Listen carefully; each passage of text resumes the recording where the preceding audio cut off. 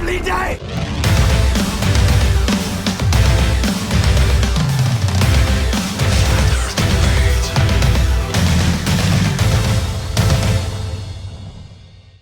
Welcome to Flat Earth Debate Live. I'm your host, Nathan Oakley, and if you are new to this channel, or you've not done so already, be sure to subscribe and hit the bell notification icon to keep up to date with the Flat Earth Debate. If you'd like to support this channel, there is a super chat that runs alongside each of these shows while they premiere. There's also a PayPal, crypto, and Patreon link in the info box below this video. Be sure to check out the nathanoakley.com website to keep up to date with the community debate on the nathanoakley.com forum. If you'd like to join the discussion, simply mute the page you're currently watching, then click the link in the info box below this video to join the panel and express your views on the shape of the Earth. If you do join, please don't swear. If you do, you'll be ejected, and if you are, please don't try to rejoin the stream using sock accounts. You'll be warmly welcomed back on the next stream. Please also share the show on social media. Sharing the show obviously increases the live audience, but this in turn increases the chances of a more diverse panel. So please share the show. And one last time, if you're new to the channel or you've not done so already, be sure to subscribe and hit the bell notification icon to keep up to date with the Flat Earth Debate. Now we are joined by Anthony Riley. How are you doing, Anthony? That's not my name. Sleeping Warrior, good to have you. How great to be here. Thank you very much, Nathan. My pleasure. Let's rattle our way through housekeeping then. So, any signs of curvature?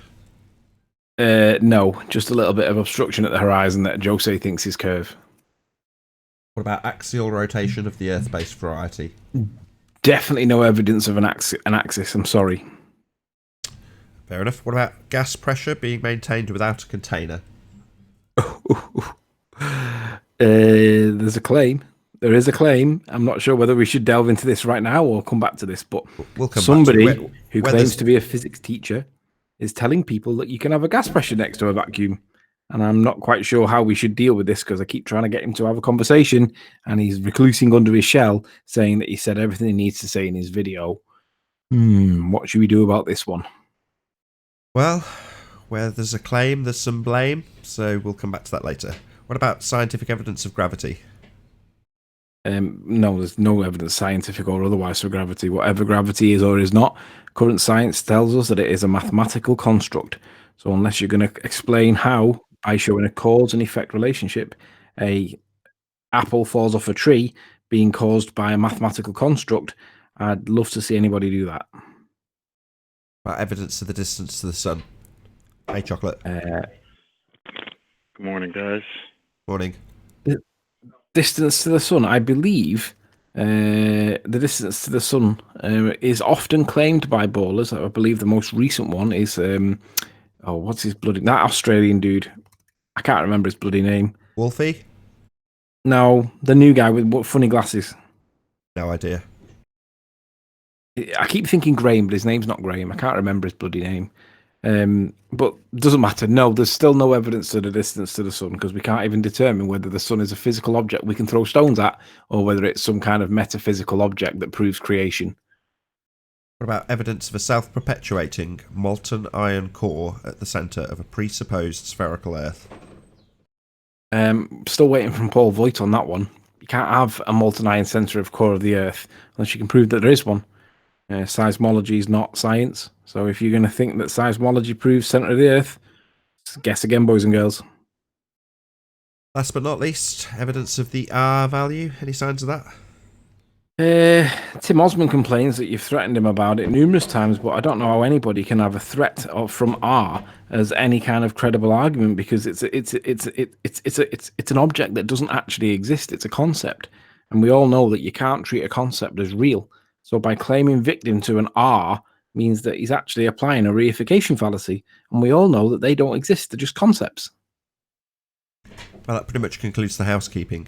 So about 3 or 4, maybe 5 days ago, Anthony was hard at work with his homework, looking into the education system and how it relates to the deception that is the Copernican model. So can you give us a bit of an update on that, Anthony? Yeah, I've had my resistance back from the lecturer or the supervisor that's supervising And basically her position, she's made 4 points against me doing this in writing. She doesn't want me to do it, and the reasons why she's given are as follows. The first one is, and I quote, bear with me, where is it gone? There we go. Getting back to it.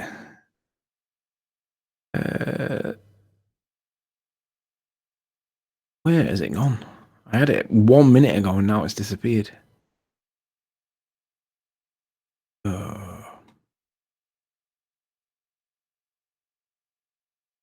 No pressure. No pressure at all. Live audience. I had it a minute ago. I can't even bloody find it. Why is this not doing what it should be doing? Here we go. So our first point was there's a lack of supervisory capacity on the topic in that they don't have any academics who specialise in education law. That's a fair point because how could you do a dissertation on something that there isn't any like supervision on, right? But I've already realised when I was trying to find I was trying to find a law team to put together to be able to get this matter if we wanted to pursue it immediately on the ground and running. And I just couldn't find anybody that specialised in education law. And that told me that there's a chronic shortage of education law practice. And that makes me wonder, well, isn't this part of the reason why we're in this mess? So my response was, that's okay. I don't need a specialist in education law. I would actually argue that I am the specialist because I've spent a lot of time researching this, and there's not anybody. If there's nobody there to specialise it, there's nobody there that knows it better than I do at the moment. So I'm prepared to just wing it on that basis that there isn't any education law specialists, and that is part of the problem. So my first point was that I don't feel as though I need supervision on this matter when I've got all the background that in this topic, generally speaking, that I need already. So I've said that I am that specialist, and like as I said, she hasn't come back to me just yet, but that was her first point. The second point is that the topic is still too much education policy rather than education law. And I said, no, there is no policy in here at all. It is all to do with Section 10, Section 406, and Section 407 of the Education Act 1996. I do not reference policy at any point. So for whatever reason, she thinks there's education policy in there. Could be a red herring, could be a straw man, but nonetheless, it was dismissed on the basis that there's no policy in there whatsoever. I'm not interested in the policy. It's all about the actual legislation. So she's wrong there. She's either innocently got a misunderstanding or she's trolling me with a baller kind of comment, but there's no policy in there whatsoever. The third point she makes is that the research questions are mostly not legal in nature.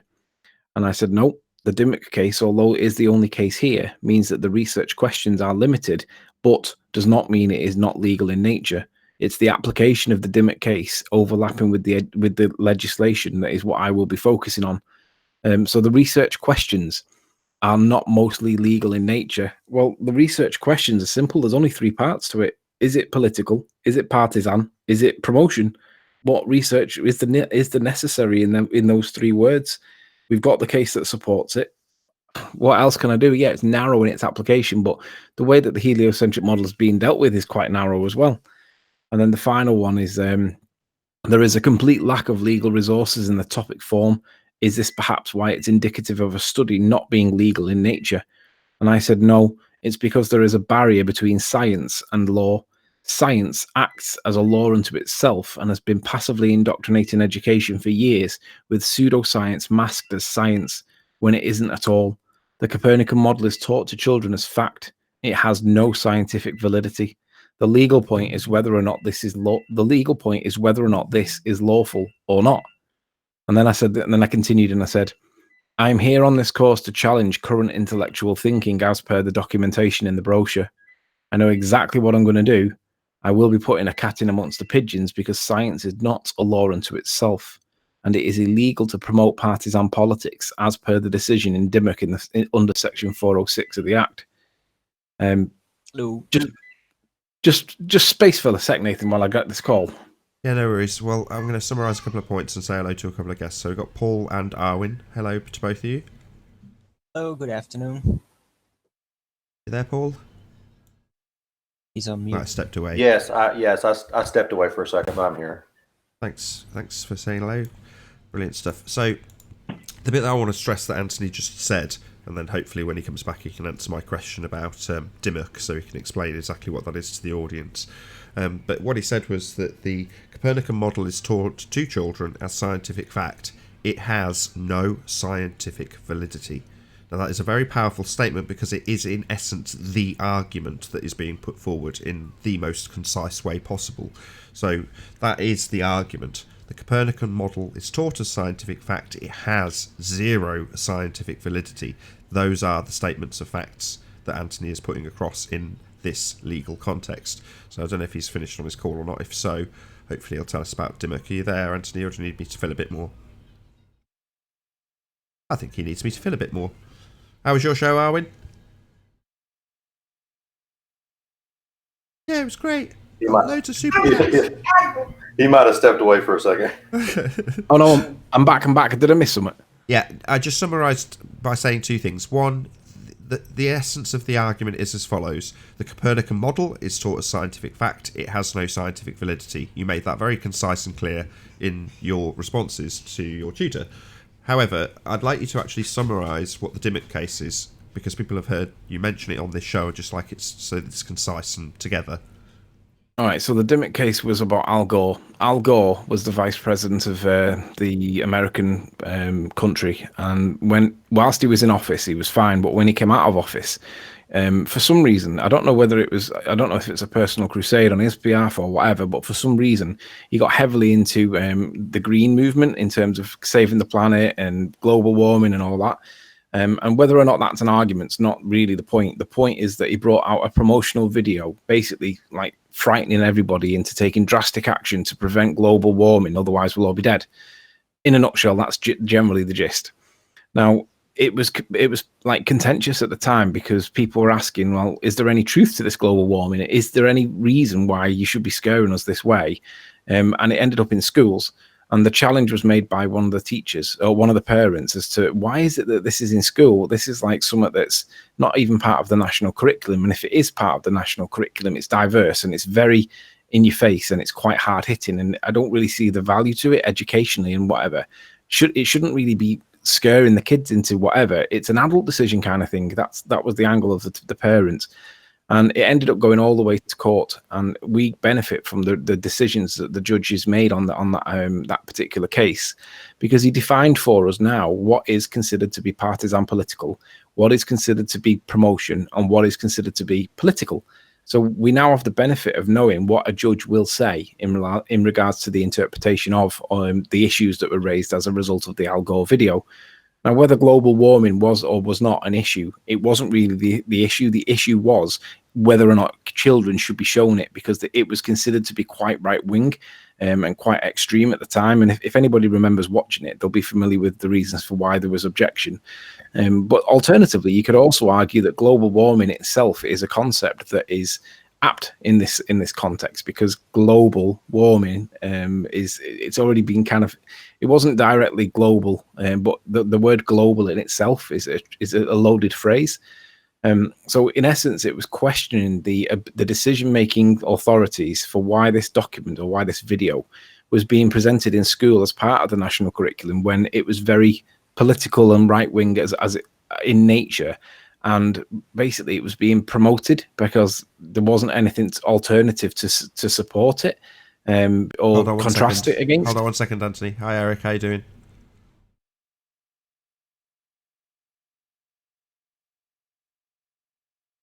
Hello. No sound, my friend. Sorry, Anthony. So in essence, it was really it's worth looking. Just type in Dimmock education case 2007, I think it was. Yes, we do. With that interruption, as you're about to summarise, Anthony, I'm going to use that interruption just because it will tail on nicely. So one of the main points with Dimmock that I thought you'd highlight, you kind of diluted. Maybe you've got your reasons for that, or maybe it'll enter this into a discussion between you and I now. But for me, the global warming bit is absolutely key, because you can't have global warming, something deemed partisan politics, without the globe.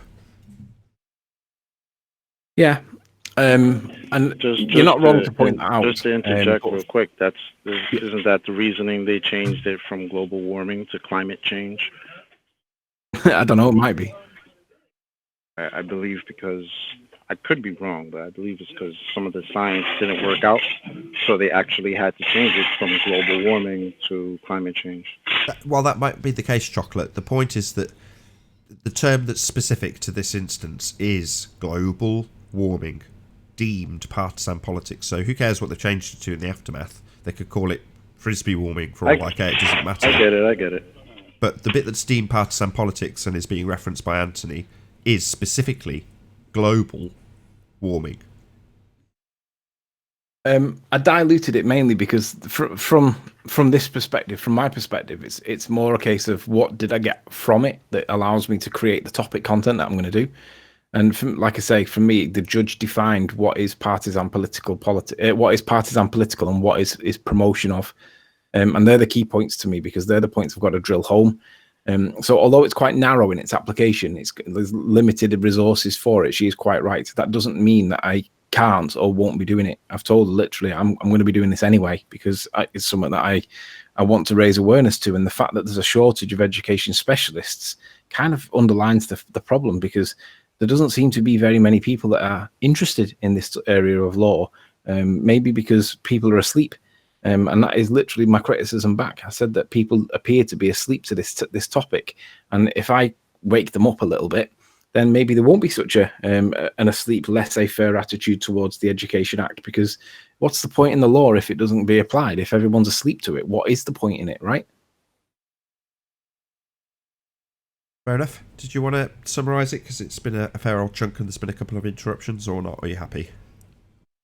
No, I mean, the short version is that I've had the resistance back saying why I should consider potentially doing something else, and I've said back to them I'm doing it. I've got my first copy ready done. Do you want to read it? And I've not had a response yet. So this is the resistance I was expecting, and it's in writing now. So it's a case of, well, I'm doing this and I'm not changing my mind. Let's either support me with it or I'll just do it myself.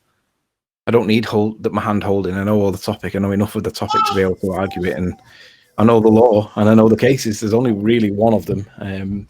So this is the fight, the internal fight. Did you want to add something, Paul?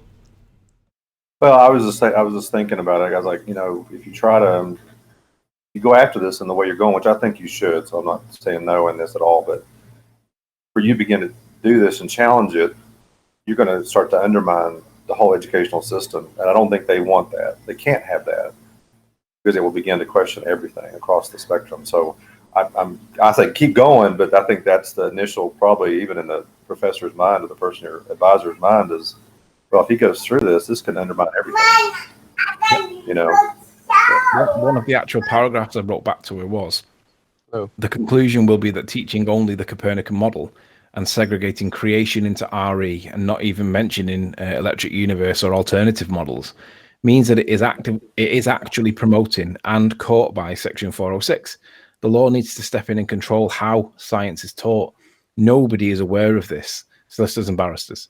They all seem to be asleep to this issue because it's never been challenged or made public before.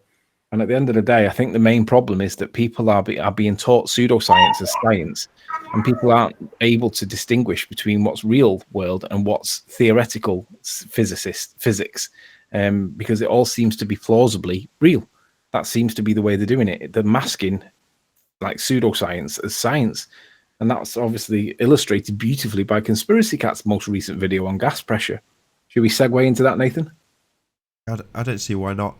So I'll preface this by saying yesterday, I don't know if it's just teachers, but whenever educators talk on this subject, it makes my blood boil. I'm not going to lie. I do tend to get very sweary and very angry very fast when it comes to educators. So more in the past, it was Charles, Flat Earth Math. The same principle applied. I just saw red whenever he discussed this, because you catch him in a contradiction, and rather than acknowledge it, he'd laugh about it, just smirk, like it's amusing to him. And that, to me, just made my blood boil. With Conspiracy Cats, I assumed the same was true. It turns out maybe I'm being a bit over the top with my fury on account of the fact that it's not that he gets it and just smirks in the face of the contradiction. He doesn't get it. He's actually stupid. Well, I'm not sure he is stupid. I think he might be intentionally doing this. He's definitely gaslighting me. I'm trying to have a conversation, right? Because I want to address the points that he made in his most recent video. And he's regressed back under his shell. He doesn't want to talk about it. He said his words to me where he's made all the points that he wants to make in the video, and I should respond to the video. Hold on a second, before, Anthony. Did you want to add something, Paul? No, I do have something to say, but my little one's screaming. I'll say I'm sorry. That's fine. But if you do open your mic, though, you might as well interrupt, is what I'm saying. Oh, it's okay. Real quick, Anthony, I dropped a link in the chat, in the Hangout chat. These are court cases where evolution and creation, or actually it was a court cases where here in the U.S. where they were fighting to get evolution taught in schools. So I don't know if this might be something you can look into. It might help your case or not, but there is precedent for, like, even evolution being, because creation was taught for a long time, but then they had to pass a law to say evolution could be taught. And now it's the kind of reverse has happened. You can't teach creationism in school, but it's only evolution. So just something. Oh, right. So I remember, wasn't there something to do with is it called something like the 10 White Monkeys case or something? I don't know what it was called, but one of the cases that I know of was right here locally in Tennessee. It happened probably within an hour of where I live that one of the court cases occurred. So you probably could just do a quick Google search and find them. Like I just did this real quick, and you can see it. So I dropped the link in the chat. You can look at those and see if those might be anything might help you out. So I'm just reading on this 2005 case. It says on December the 20th, 2005, Kitzmiller et al. And others against Dover. District Judge John E. Jones III ordered Dover Area School Board to refrain from maintaining an intelligent design policy in any school within the Dover Area School District. The ID policy included a statement in the science curriculum that said, quote, students will be made aware of gaps and problems in Darwin's theory and other theories in evolution, including but not limited to intelligent design. That's really pertinent. Teachers were also required to announce to their biology class that an intelligent design is an explanation of the origins of life that differs from Darwin's view.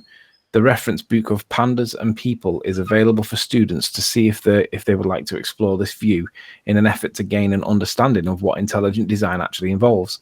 As true with any theory, students are encouraged to keep an open mind.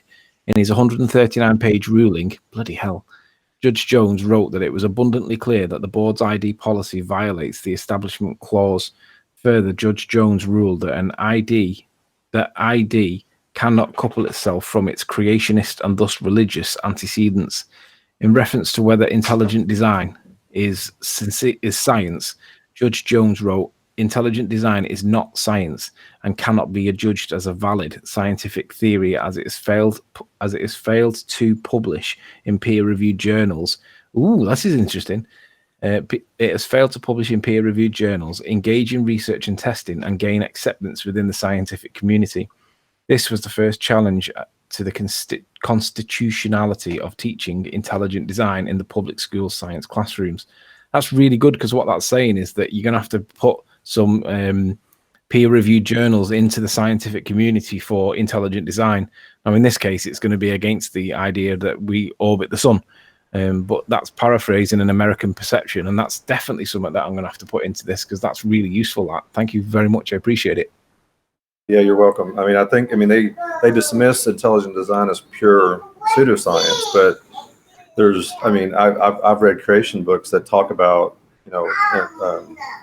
information theory, like how do you get information?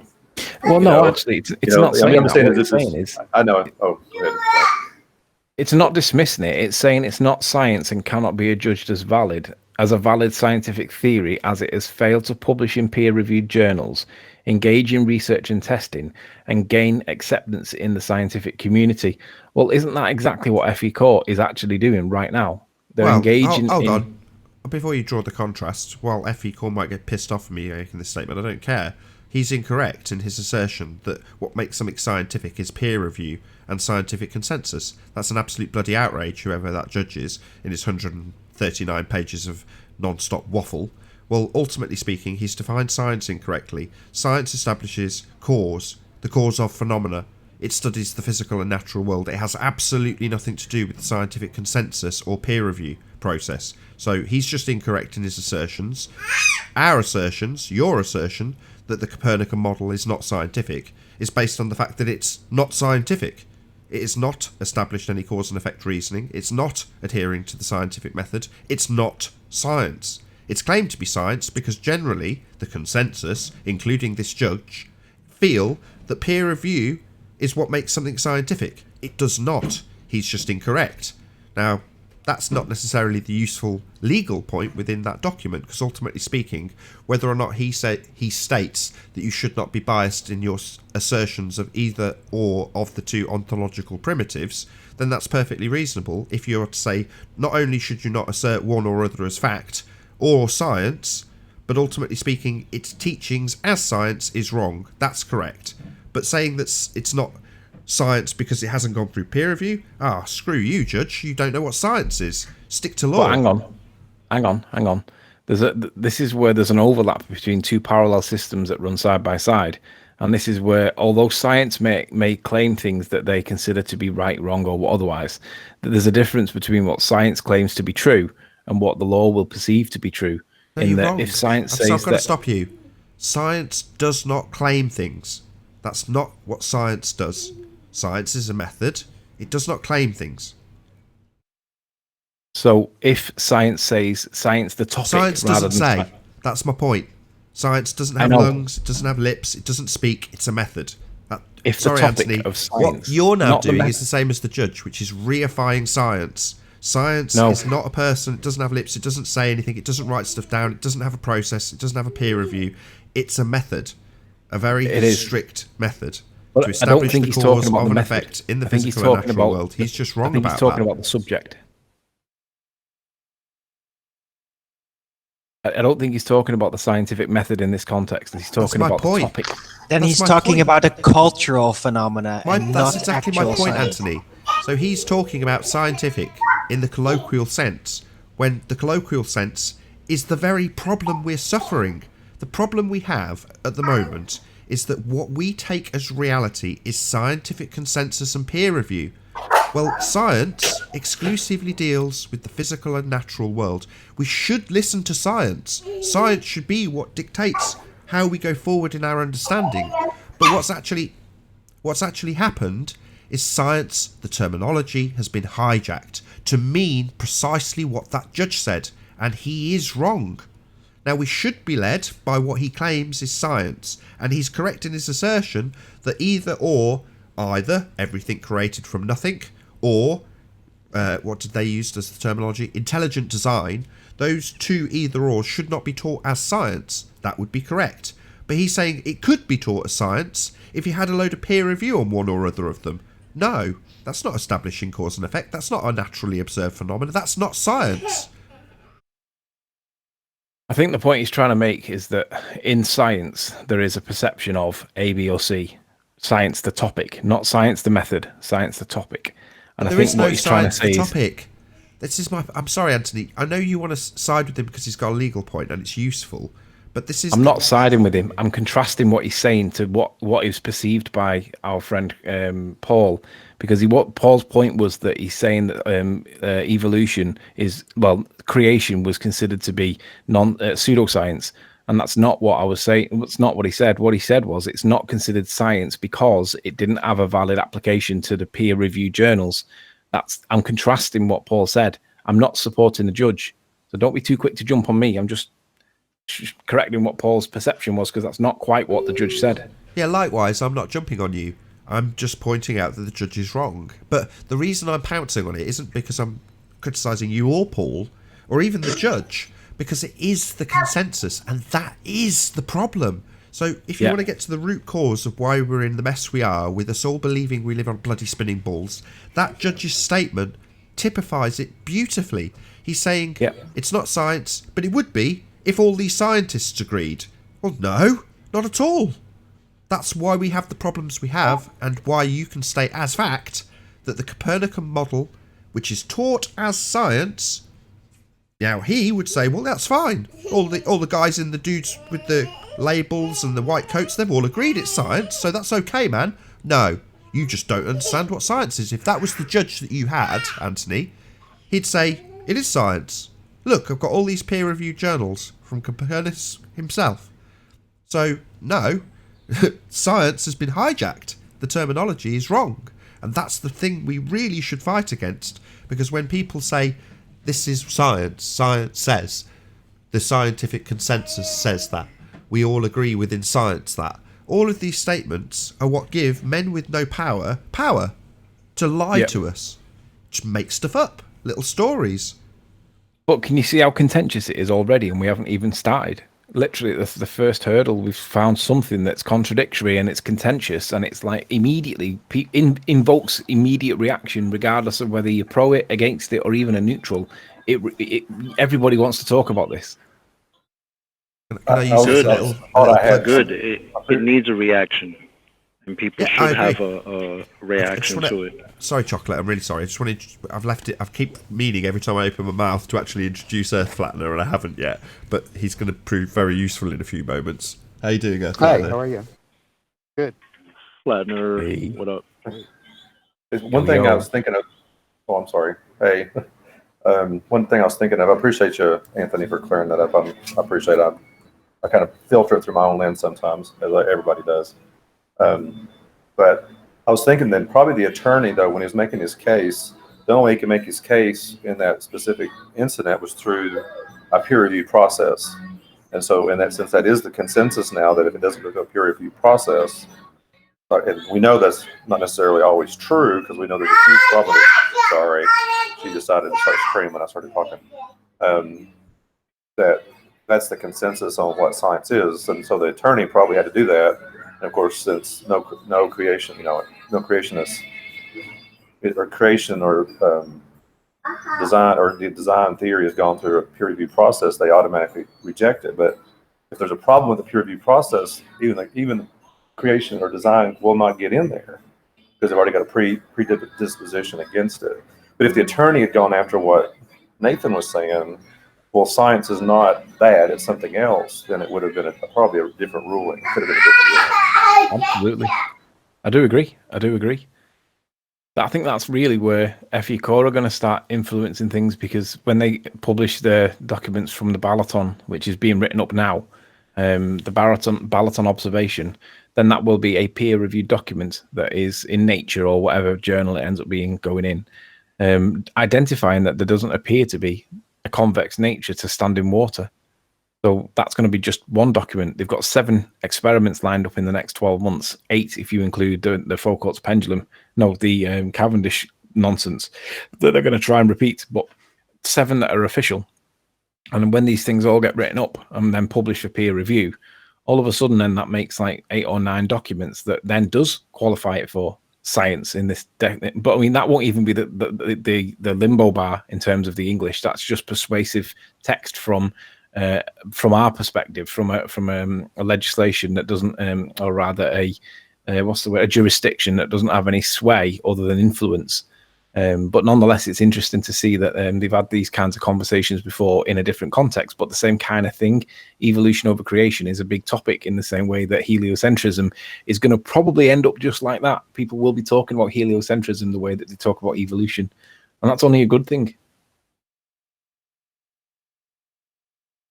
Okay. One thing that I've been thinking about is just the very idea that, like, why do we even need to teach theory of the beginning of the universe or anything like that? How are they so sure about it that they're like, we need to put this in their curriculum? There should be more of a philosophical approach, like asking questions and we figure this out together. It's like, I feel like that's one of the reasons we're in this big mess is things are just taught as matter of fact. And it's like when I just looked into this a month and a half ago, into the flat earth, when I first started, I thought it was a joke. Well, then I actually saw the questions they were having. I was like, man, I never had that question before. I've never considered that. And then it's like you start seeing things differently. And that's not what school does and education. It's just teaching you this is how things are, and you can't really question it.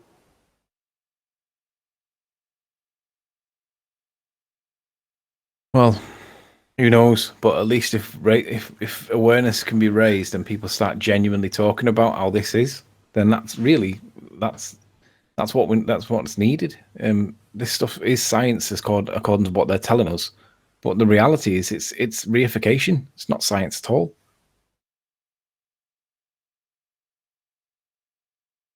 Hello, Unorthodox.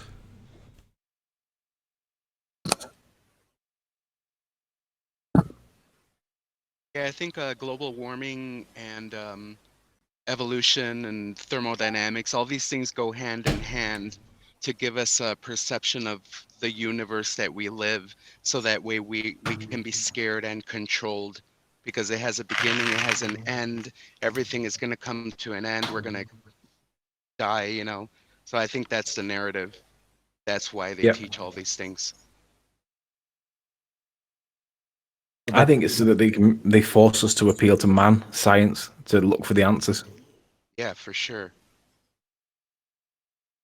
The whole setup of the lore of all of these delusional lores is to eventually try to force us to let go of reason, morality, balance, and just basically try to motivate us to blow ourselves up one way or the other.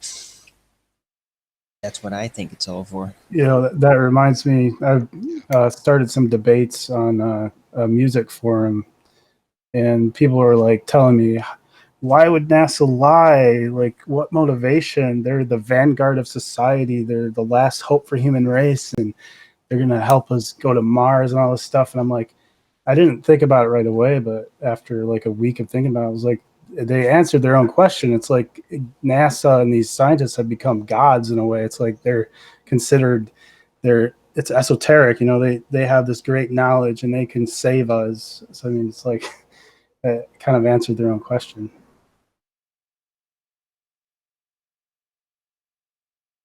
That brings up a question I've had. Why is it in our consciousness that we do not question NASA? And I've given that thought. Why it's been. I mean, I know we do, so I'm not saying we don't in this panel, but in general, society and people in general do not question NASA. And I started thinking about all the movies I've watched over the years, and one of the first ones that I think of is the movie called The Right Stuff. If you think about that movie, that was put in, I think, back in the 70s, if I remember right. You know, these men have what it takes to do whatever. That's basically what the movie's saying.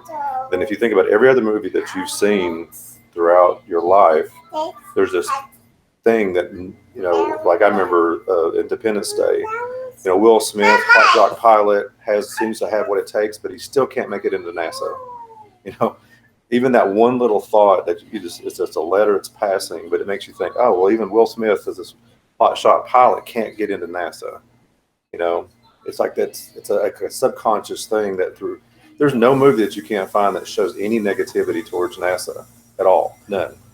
Well, obviously, we know the news that just came out recently. It's just like almost such a subliminal message that's been pushed out for the last 50 years, you know.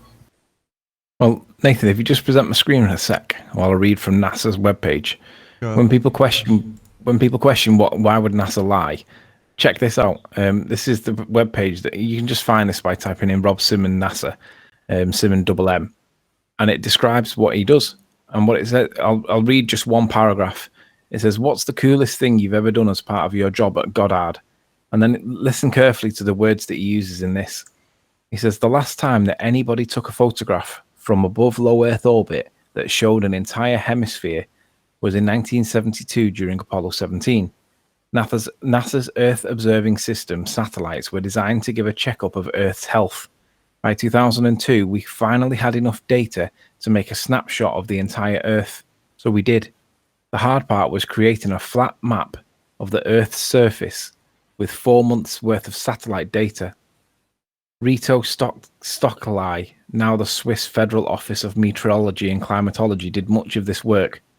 Then we wrapped the flat map around a ball, and my part was integrating the surface clouds and oceans to match people's expectations of how the Earth looks from space. That ball became the famous blue marble." He's literally admitting that he converted a flat map of the Earth's surface into a ball.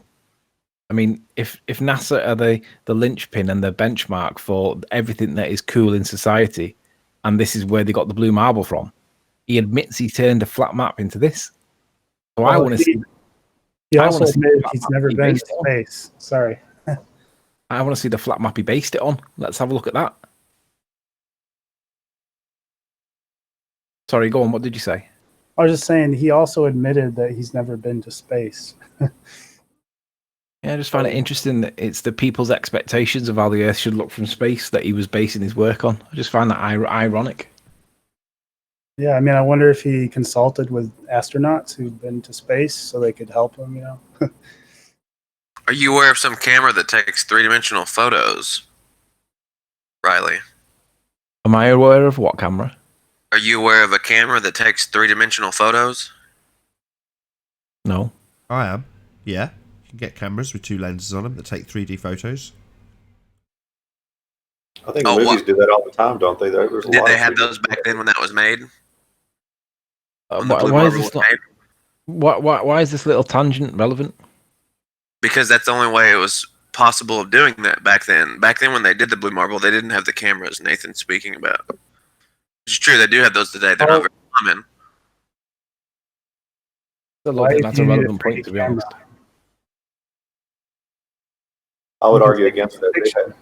They've had that technology for 3D imaging for a long time. There was 3D movies out back in the 60s. Very, very uncommon.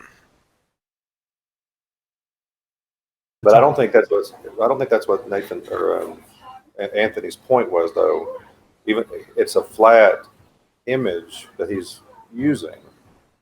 There's no there's no panning out and taking a photo of the whole thing. But I think that's Anthony's point. Yeah, he's converted a flat map into, and he's wrapped it around a sphere. Well, isn't that kind of our point? Can we not see that flat map that he used? Let's have a look at that. Let's have a little look. Do we have audio of him actually saying that, or just a quote? Say that again. Have we what? Do we have audio of that guy actually saying that, or do we just have a quote of him saying that? Well, it's a quote from NASA's own website. I'm sure he's been quoted. Well, he did say something similar, didn't he? He said something like, It's Photoshop because it has to be. Yeah, it's in a video too. It's been played to death. It's Photoshop because it has to be. Yeah. Well, I've heard that one, but I'm talking specifically that he took a flat map and wrapped it around a ball quote. I've seen the quote, but I haven't seen him say that. You can see the first stages if you just do a Google search. You can see like what looks like a squash donut with these like track lines running along it, making it up. Yeah, I really don't see the problem with using composite images. It comports with reality. All the distances match as far as the known distances. You don't on know Earth. that all the distances match. You haven't tested any of them. Hold on 1 second, Anthony. I have. Sorry, just 1 second. You said, I don't see the problem with making a composite that comports with reality.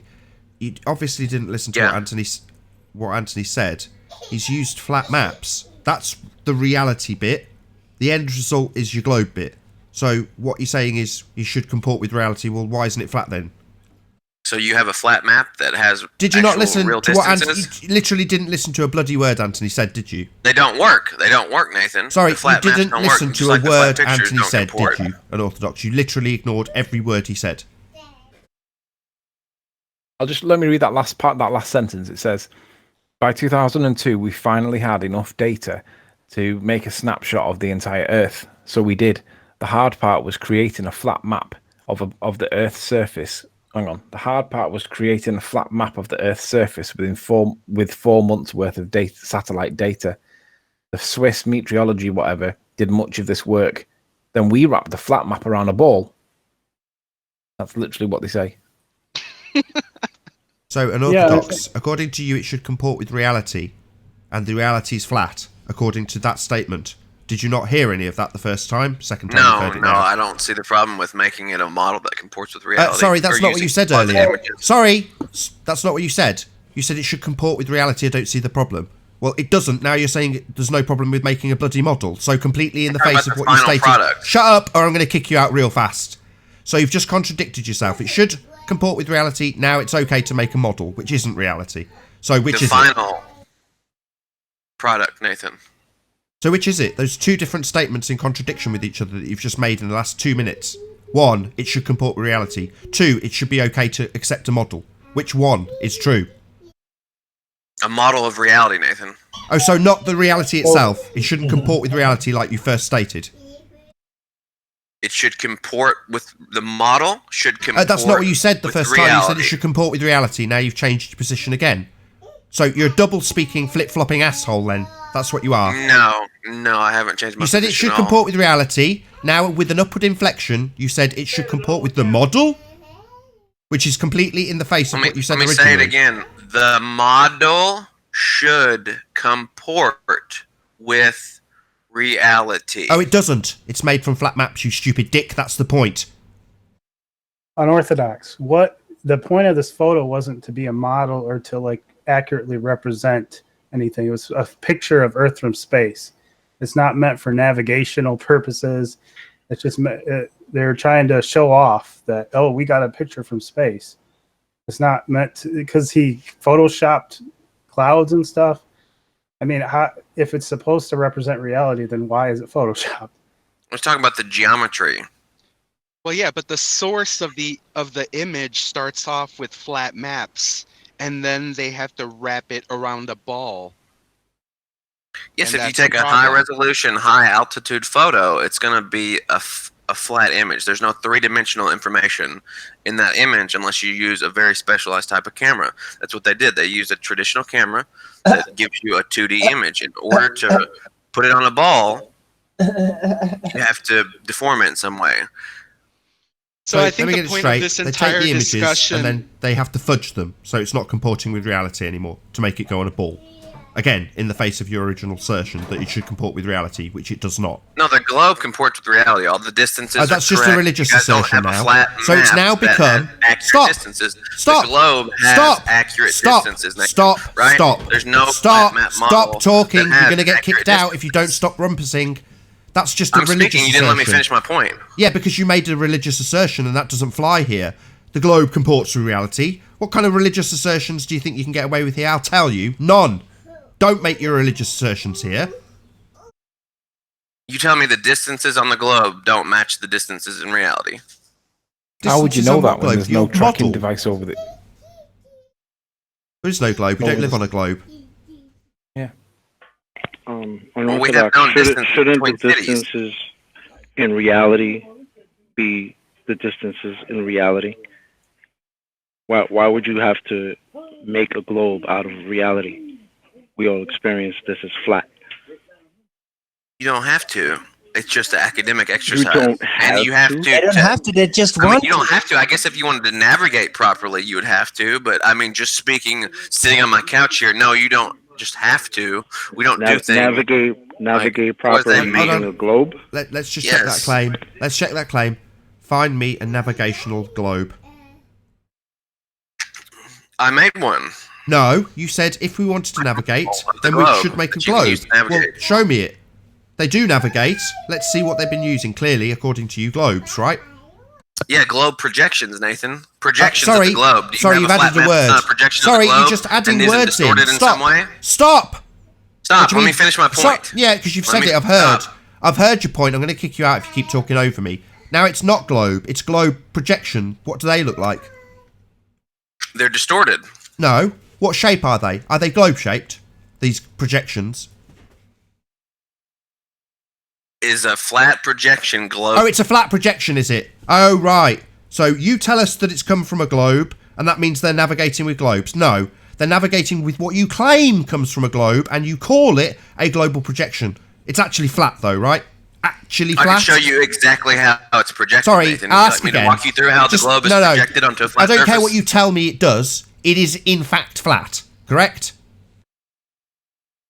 Something always warps, though. The distances aren't proper. The Sorry, lines of latitude you didn't aren't answer my conserved. question. You There's seem to be always something sidestepping it warped. yet again. I don't know why you're scared of my question. Maybe it's because you have a religious belief about this shit. So, the actual thing being used is flat, correct? Yes, but warped. Nathan. So they're not You using have to globes think- then. So when you asserted that they're using globes to navigate and we should make a globe, what you actually do is tell us how they project a globe, your religious belief, onto something that's actually practical and useful, which is a flat map, which is what they actually use, not globes. Well, you think we should carry around And like finished. blow up globes? And finished. You're going to get kicked out real fast. I understand how you Yeah, I'm religious making too much fundies sense on need to assert your religious belief over and over at the top of me over and over again. I get it. However, you said we should make a globe if we need to navigate, whereas actually what happens is they use something that you assert your religious belief onto, a global projection. And what they actually use is not a globe, they use a flat map. Yes, but the first... Yes, but... So you don't use globes then? Not yes, but... Yes, that's correct, Nathan. We don't use globes because they're not very useful or accurate. We project them onto flat maps which are useful. Yes, that's my first point. Step, Nathan. Make a So, globe. we've got a bullshit picture of a globe from space that you can't travel to, you haven't experienced, and is a second law of thermodynamics violation. It's been produced from flat images and then converted into this globe by a piece of software called Photoshop. And when you actually do anything for navigation contrary to your assertion, they use flat maps. So it's all looking pretty flat Which is then. a projection from a globe. So you say, according to your religious fundy belief. Yeah, you want us to believe that they navigate using globes. They don't. They use flat maps. I keep saying it, you keep ignoring it, and then telling me about your religious belief that it's come from a globe, even though what's actually being used is flat. Step 1 is make a globe, Nathan. Oh, is it? Well, show me the globe they use to navigate. Do you want to actually produce this? If step 1 is make a globe, show it me with accurate navigational tools applied to it. Hello? Show it me! Hello? You want me to show it? You want me to show it to you? Okay. Hold on, let me dig it up. I'll show it to you. Are you gonna concede if I show it to you, or are you just gonna walk around in circles again? If it's an accurate globe used for navigation, as we must first do this, then let's have a look at it.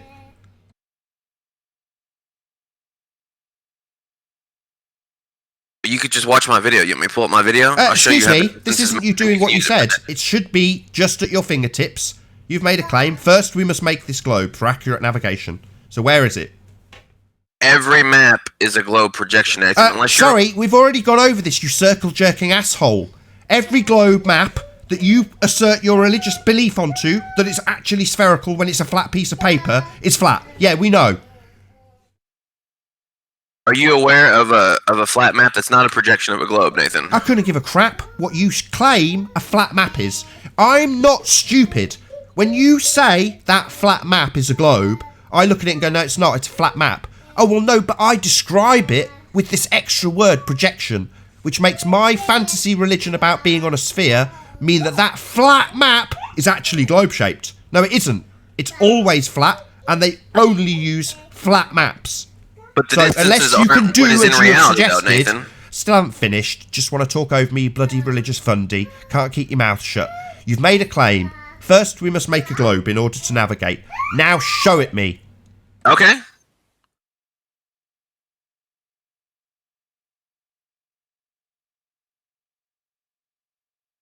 I'll give you a really good example. Example, I want to see the globe they use to make the projections from. That's where I'm getting you that for you, Nathan. Excellent. iPhone wallpaper.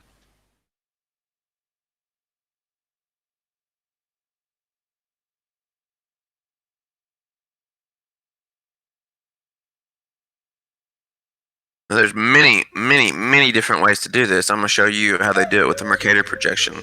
Excuse me, did I ask to see a projection? No. Let's do it for the third time, for this complete retard who is deaf and stupid.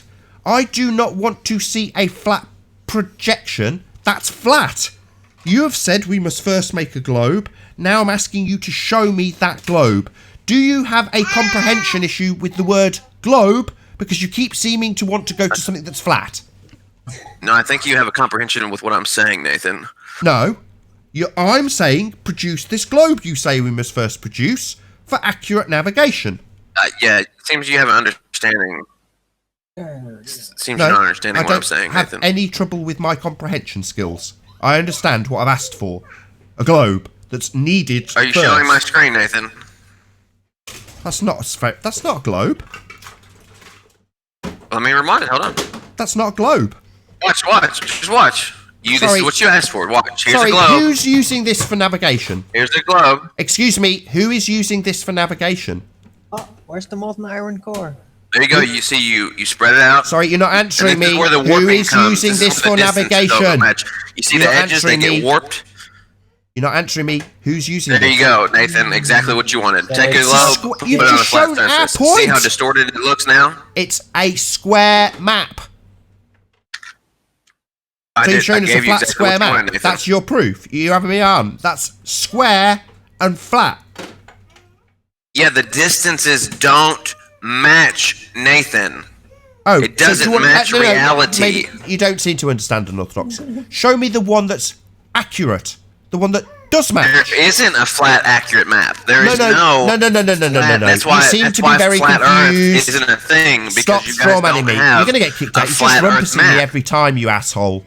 Yeah, you've made a claim that to be accurate, you must first make a globe. I've asked you to show me that globe. You've shown me a square map and told me how that's not accurate. That's a straw man. So show me To have the any globe. inclination of Shut up! accuracy. How dare you? I'm going to kick you out, you asshole. This is your last chance. Right, you've said you've got a globe. First, we must make a globe to be accurate. I want to see that accurate globe. Not a square map that you say is not accurate. That is the antithesis of what I want. I want the accurate globe one. That's what they showed in the beginning, Nathan. Did you not see the first part of the video? Sorry, that was used for navigation, was it? The bit in the beginning? Yes. Yes. Do you want to show me an example of someone using that sphere for navigation? No. No. Just no. I'll show you my model that I built if you want me to. I'll show you my model that I built that shows. Unorthodox, just Sorry, concede. The according to only you, navigators need to first build a sphere. You've taken us to something that you've told us is incorrect and not sphere-shaped and backs our argument that they're flat. That when in use they're flat. Then you strawmanned us claiming that it wasn't accurate. Like I give a crap. I want you to show me the accurate one you claimed must first be made in order to perform navigation. So, show me that one. I just showed it to you, Nathan. You said it was inaccurate. So, you're now lying. Don't piss me off. What? You're not showing us the accurate one. You just told us how it wasn't accurate. You said show me how they turn a globe into a flat map. No, that's not what I asked for. Now you're clearly stupid or deaf. That's not what I asked for. So don't misrepresent what I've asked for. You made a claim. You must first make a globe in order to perform accurate navigation. I am challenging you to perform a simple task of actually backing that claim by producing it, not continually strawmanning me. Okay, well, I have to show you my video, which is a model of... Oh, your video. So you, with delusions of grandeur, think that you are the arbiter of navigational maps, do you? Yeah, I made a model. I that don't comports give a with crap reality. what you've done. You asserted that in order to navigate, not you, you've probably never left your country.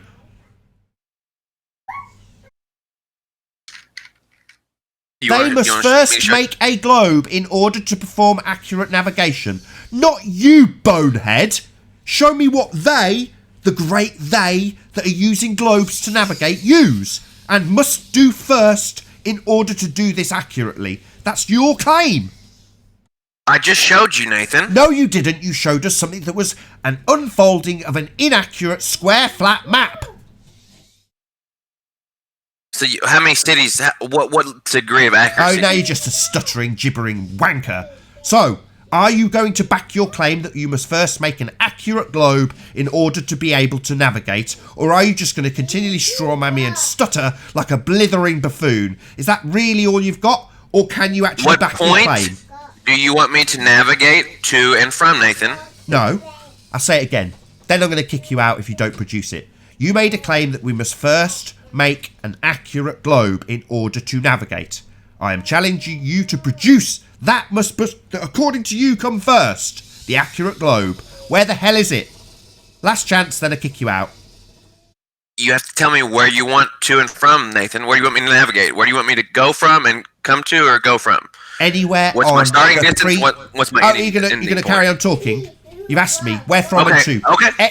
Ending point? Anywhere on an accurate globe that you've claimed must first be made. Okay. So show my screen. I see my sunset. I don't see an accurate globe being used for navigation on there. Okay, well, I'm gonna have to pull up my video of my model that I made. Your of video? Earth. Your video of your model? No. Yes, of Earth. You exactly what you wanted. This is exactly what you wanted, Nathan. Okay, no worries. Before you do then, let's make sure we're on common ground. Tell me what I want. You want me to show a globe and how you navigate using the globe. No. An accurate globe that is used for navigation. Yes. That's what I'm going to show you. Okay. Oh, really? So who's using it for navigation? Hold on, Owen. Let's see it.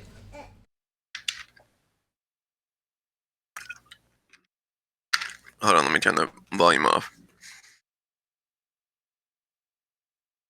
So this is a video. I can't share the model with you because it's on my iPad and I can't share my screen. Are you or else telling I me would that just sailors jump on use there this and show you video? the model. Excuse me, dumbass. Are you telling me that sailors use this video? Yes, and you absolutely can. You can use my model. You're saying that that sailors first produced this video, then went on to produce the global projections from this video. No, I'm That's saying what you're claiming. you could use my model to make an accurate globe. Sorry, All it needs no. to be done is- We're not trying to make an accurate globe. According to you, you first have to have an accurate globe and then go forth Yes, that's what to this make... is. You're just going to rumpus me, asshole. We're about to round out the show. Do you want to get kicked out before the end? Not particularly, but I mean, if you want to kick me because I'm making sense, go ahead. No, you're not making sense. You're not listening and you're not repeating back what I've told you to do in order to back your claim that first you must make a globe that is accurate in order to perform navigational functions. So, I want to see the globe that was first made that is accurate. Not a model that you say you can use to make a globe. No, the globe that is accurate. That one. This is it right here. Okay, let's have a look. I mean, You it's having me getting, on? maybe I should put on a fast forward. Do you want to point at Ellis Island? Go back to New York and point at it for me. So I'm using the Excuse city me, center. are you deaf? The city centers Are you of deaf? Paris, Are you Sydney, deaf? Cape Town, Are you LA, deaf? and New York. Just keep Accurate talking. map, man. Go to Ellis It Island. is. Watch, I'll show you right here. Look at Are this. you looking at my screen? Hold Sorry, on. this- Look at my this- screen. You I can get see on a plane, a sphere with a load of triangles on it. This will bring you there. Are you telling me Absolutely. this If can be you used use for this, navigation? it absolutely You will. complete and So utter I'm showing you that the retard. latitude and longitude points are correct Sorry. at this moment right here. I don't We'll even get see to- any we'll get land to the masses on distance. there. Super useful. There's not We even know any the land distance. masses on there, you complete idiot. What are you talking about? There's nothing on this. This is a 3D sphere, Nathan. I have a Oh, why? You think this is being used for navigation, do you complete retard? This is the level of stupidity we occasionally have to deal with on this show.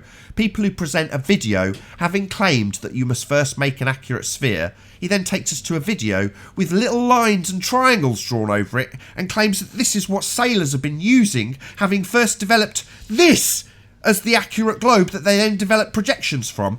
The guy is possibly the most stupid person I've ever encountered. An orthodox, you total retard.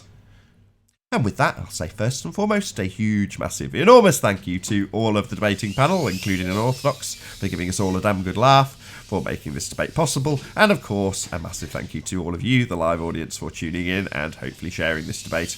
If you're watching on either the Nathan Oakley or Nathan Oakley 1980 streams, then stay tuned as there will be a short after show while we berate Unorthodox a little further before rounding out and then starting the next live show.